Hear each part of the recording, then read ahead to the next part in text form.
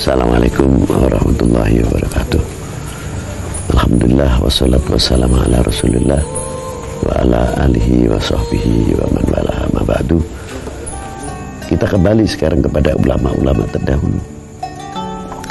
Jerih payahnya bagaimana beliau mensyiarkan al-Islam dengan akhlaknya, dengan adabnya yang luar biasa. Karena beliau berhasil di dalam mensyiarkan Islam, khususnya di Jawa ini, di Indonesia ini, yang paling ampuh senjata adalah akhlakul karimah. Akhlakul karimah bagian daripada rahmatan lil alamin. Itulah senjata yang paling ampuh. Bagaimana Rasulullah ketika dicaci maki, Rasulullah tidak pernah membalas caci maki. Bahkan yang tukang meludahi, ketika beliau lewat oknum tersebut, tukang meludahi Rasulullah, dicari kok tidak ada, tumben kemana, kata mendengar sakit. Bahkan Rasulullah memberikan kurma yang paling baik. Dan seterusnya, cerita ini sudah sangat populer. Begitulah indahnya baginda Nabi sallallahu alaihi wasallam.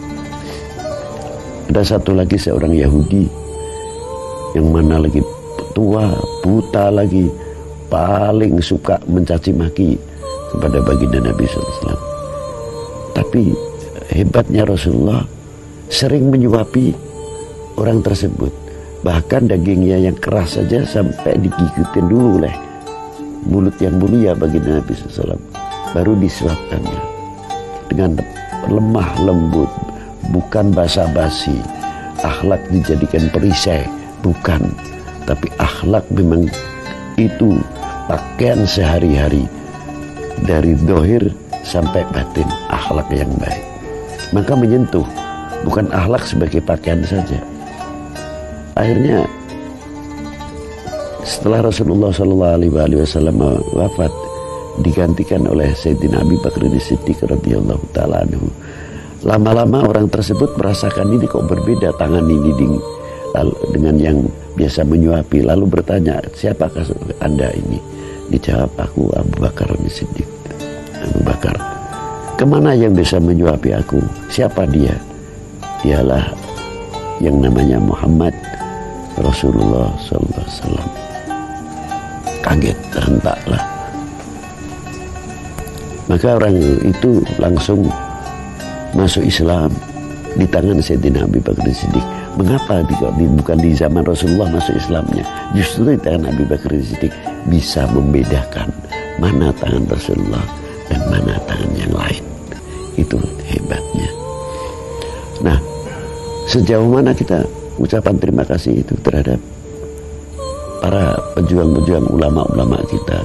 Banyak memberikan satu percontohan yang luar biasa, khususnya Wali 9 lah yang ada di Indonesia. Kalau saya mencontohkan Syekh Abdul Qadir Jilani terlalu jauh, Imam Syadzili terlalu jauh, Imam Syafi'i dan imam-imam yang lain khususnya yang ada di Timur Tengah dan lainnya seperti di Al-Maghribi dan lain sebagainya, jauh.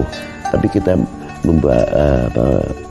contoh yang dekat di Indonesia, Wali 9 yang jelas, Imam Ahmad rahmatullah.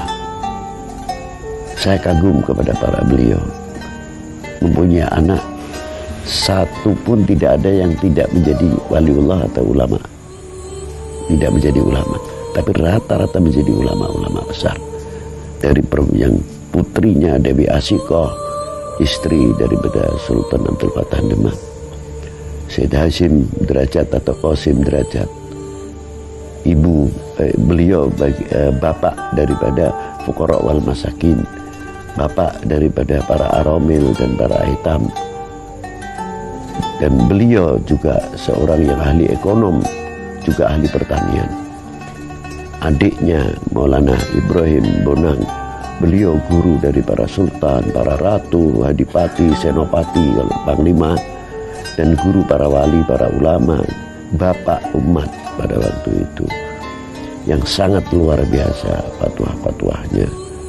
Dan adik beliau Imam Ja'far Shadiq Kudus dan lain-lainnya, kakak adik dari beliau, yang putri pun diantaranya Dewi Aisyah, istri daripada Maulana Syarif Hidayatullah, Dewi Rgoyah, istri daripada Muhammad Ainul Yakin, menantunya, anak kandungnya Sunan Ampel boleh dikatakan tidak satupun yang mentah.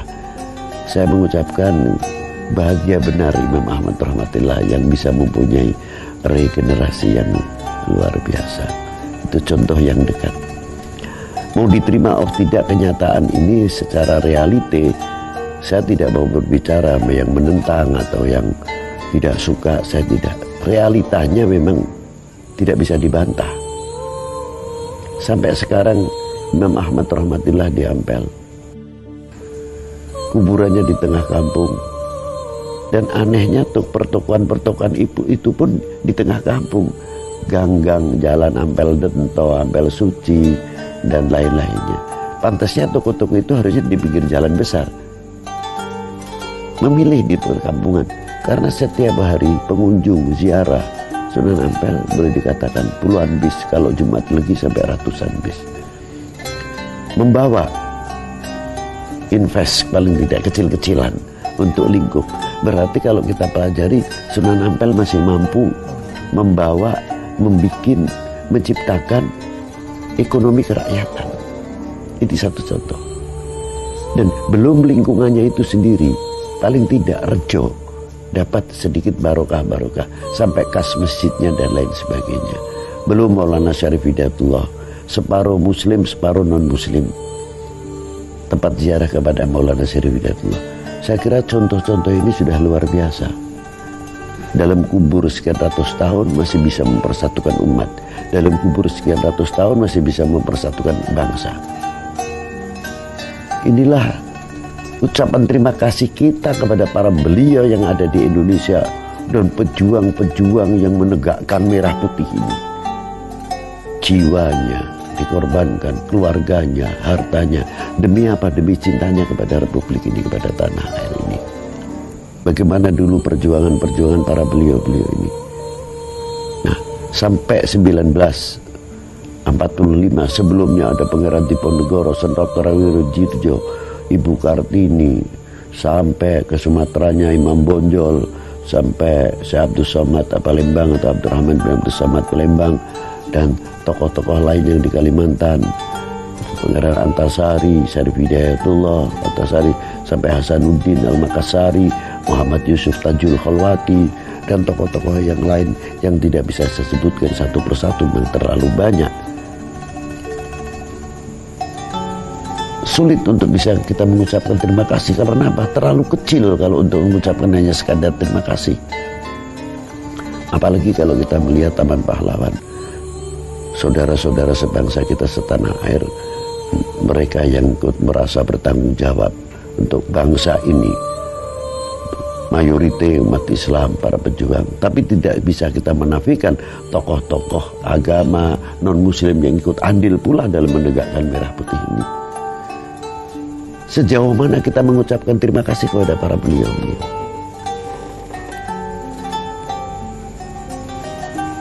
Dan setelah itu atau sebelum para beliau-beliau itu, sebelum 1945 dan setelah 1945, kita di mana? Kami di mana? Oh, kalau 1945 bukan terlalu jauh, sebelumnya itu kita belum apa-apa. Yang kita tanyakan setelah 1945 ke atas, kita pernah berbuat apa? Sejauh mana paling tidak kita telah mengisi kemerdekaan ini yang telah ditinggalkan oleh para beliau? Bagian daripada ucapan terima kasih kepada para beliau. Belum ke Rasulullah, terlalu jauh, terlalu tinggi. Apa yang ada di hadapan kita, para ulama-ulama tadi yang diangkat oleh Allah menjadi para pewaris. Kita pun belum bisa untuk bisa mengucapkan terima kasih kepada pewarisnya, yang sulit untuk kita bisa menggambarkan bagian terima kasih itu sendiri. Belum sekali lagi belum kepada Rasulullah SAW. Ya, yang paling kecil bagian ucapan terima kasih yang telah dimerdekakan bangsa ini hingga menjadi kesatuan negara kesatuan Republik Indonesia.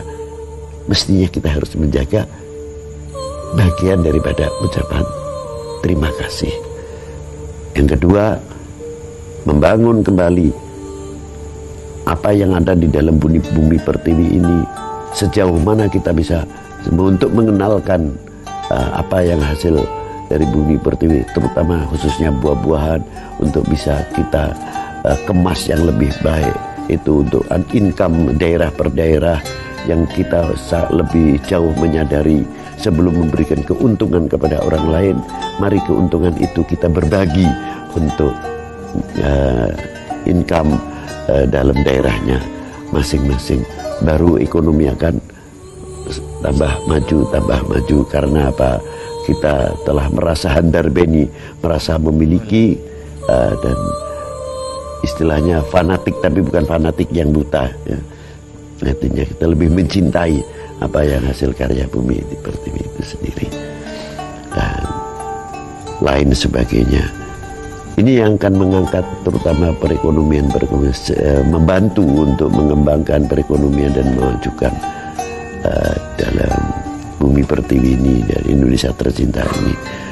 Itu juga bagian daripada matur nuwun atau terima kasih kita kepada para beliau-beliau. Yang terakhir, al-ukhuwah, ukhuwah Islamiyah, ukhuwah wataniyah,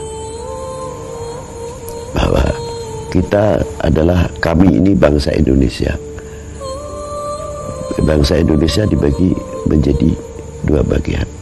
Persaudaraan ini menjadi dua bagian. Artinya, yang pertama, saudara seagama, sebangsa, setanah air. Yang kedua, saudara kami sebangsa, setanah air. Satu Indonesia. Bagaimana kita harus bisa menjaga keindonesiaan ini terutama dengan pembekalan masing-masing oleh ajaran-ajaran yang dituntun oleh para ulama-ulama kita, sesepuh-sesepuh kita dalam membuat perekat umat, perekat bangsa, sehingga yang kita harapkan ke depan paling tidak Indonesia akan menjadi percontohan di dalam dunia perdamaian ini. Itulah bagian terima kasih kami kepada para beliau. Itu yang bisa saya sampaikan. Semoga Allah Ta'ala memberikan manfaat. Amin.